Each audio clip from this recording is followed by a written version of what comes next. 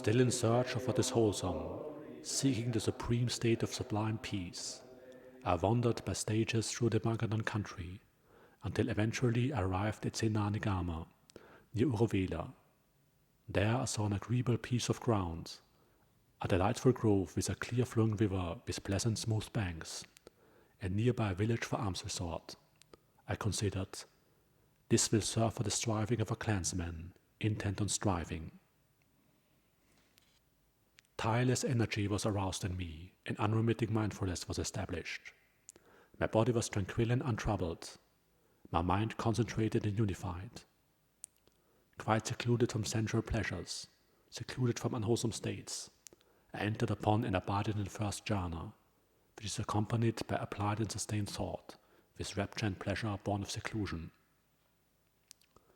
With the stilling of applied and sustained thought, I entered upon and abided in the second jhana, which has self-confidence and singleness of mind, without applied and sustained thought, with rapture and pleasure born of concentration. With the fading away as well of rapture, I abided in equanimity, and mindful and fully aware, still feeling pleasure with the body, I entered upon and abided in the third jhana, on account of which the noble ones announce, he has a pleasant abiding, who has equanimity and is mindful. With the abandoning of pleasure and pain, and with the previous disappearance of joy and grief, I entered upon and abided in the fourth jhana, which is neither pain nor pleasure, and purity of mindfulness due to equanimity. When my concentrated mind was thus purified, bright, unblemished, rid of imperfection, malleable, wieldy, steady, and attained to imperturbability, I directed it to the knowledge of recollection of past lives. I recollected my manifold past lives. That is 1 birth, 2 births, 3 births, 4 births, 5 births, 10 births, 20 births, 30 births, 40 births, 50 births, 100 births, 1,000 births, 100,000 births, many eons of world contraction, many eons of world expansion, many eons of world contraction and expansion. Thus, with their aspects and particulars, I recollected the manifold past lives. This was the first true knowledge attained by me in the first watch of the night. Ignorance was banished and true knowledge arose. Darkness was banished and light arose, as happens in one who abides diligent, ardent, and resolute.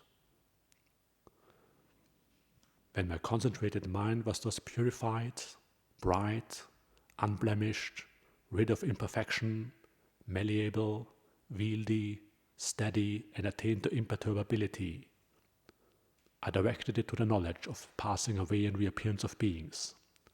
With the divine eye, which is purified and surpasses the human, I saw beings passing away and reappearing, inferior and superior, fair and ugly, fortunate and unfortunate.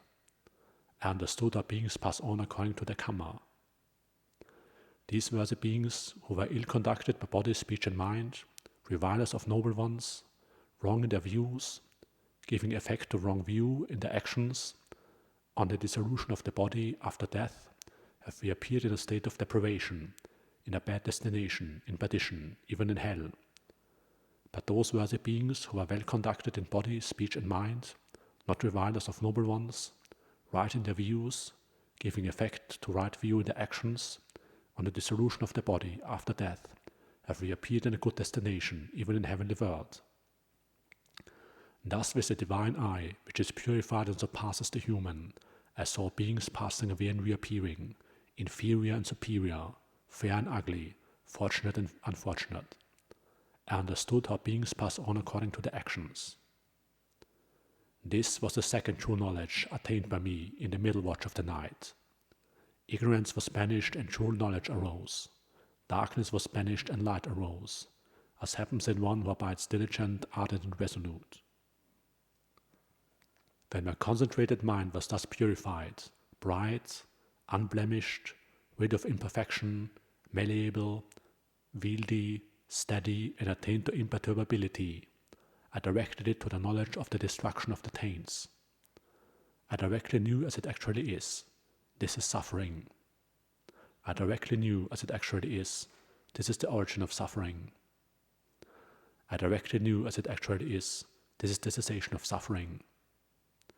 I directly knew, as it actually is, this is the way leading to the cessation of suffering.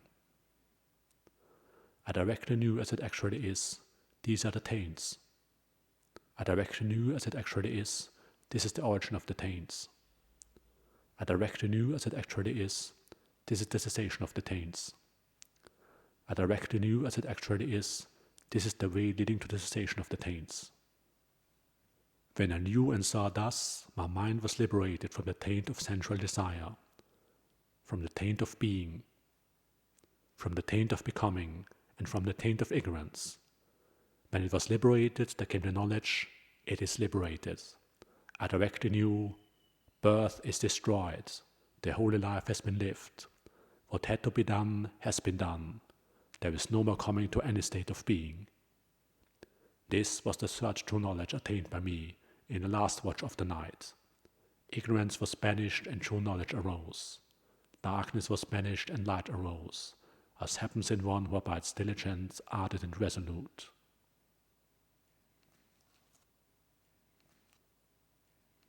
This was the story of the Buddha's awakening, told by the Buddha himself. Soon after the Buddha's awakening, the place near the village Uruvela became a pilgrimage site, Bodhgaya. The Buddha designated it himself as one of the four most important Buddhist holy sites that people can visit instead of going to see him. Already in 250 BC, it had developed into a major pilgrimage site. The first historically recorded visitor was the Mauryan king Asoka, who built many stupas and monumental pillars to mark Buddhist holy sites for future millennia. These reliefs of the more than 2,000-year-old stupas at Sanchi and Barhut show the first temple of Bodhgaya. The Bodhi tree under which the Buddha realized awakening is surrounded by roof structure. In the center there is a sandstone seat that King Asoka had erected to mark the place where the Buddha attained the unsurpassable supreme awakening, the diamond throne of the Buddha. The word diamond refers to the highest knowledge of the Buddha that arose in him. He became the all-transcender, someone who had transcended the entire cosmos, all conditioned phenomena, and realized the ultimate peace, Nibbana. On the left and right, pilgrims are paying respects and offering flowers. For more than 1,500 years, Bodhgaya was the most important Buddhist pilgrimage site in the world, until the 13th century, when it was destroyed during the Islamic invasion of India, and forgotten.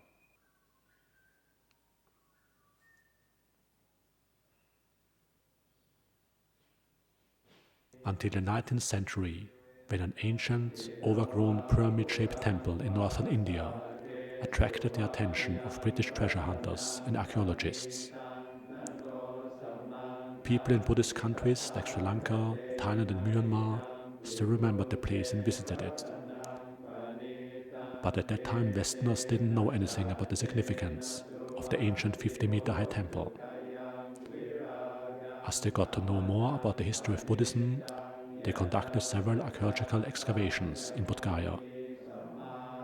The most important ones were led by Alexander Cunningham, the father of Indian archaeology. During the rebuilding of the half-decayed temple in 1880, the archaeological team also excavated the 1,000-year-old shrine in the main chamber of the temple.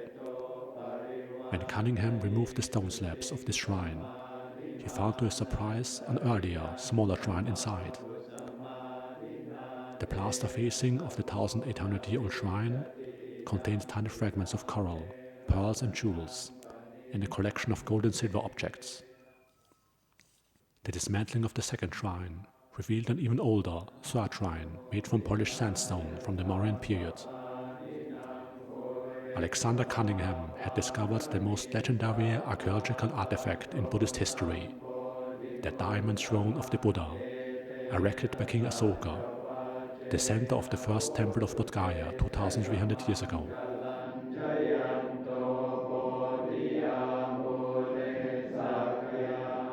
After the rebuilding of the Mahabodhi Temple was completed in 1880 by Alexander Cunningham and Joseph Begler, and due to the efforts of Anagarika Dhammapala from Sri Lanka, the temple was ready for visitors. Today, Bodhgaya is again the most important Buddhist pilgrimage place in the world, and has a unique atmosphere because of the supreme spiritual efforts of the Buddha and the supreme liberation that he realized there. And just like at the time of King Asoka 2300 years ago, the center of the temple is the sacred Bodhi tree and the diamond throne that marks the place where the Buddha attained the unsurpassable supreme awakening.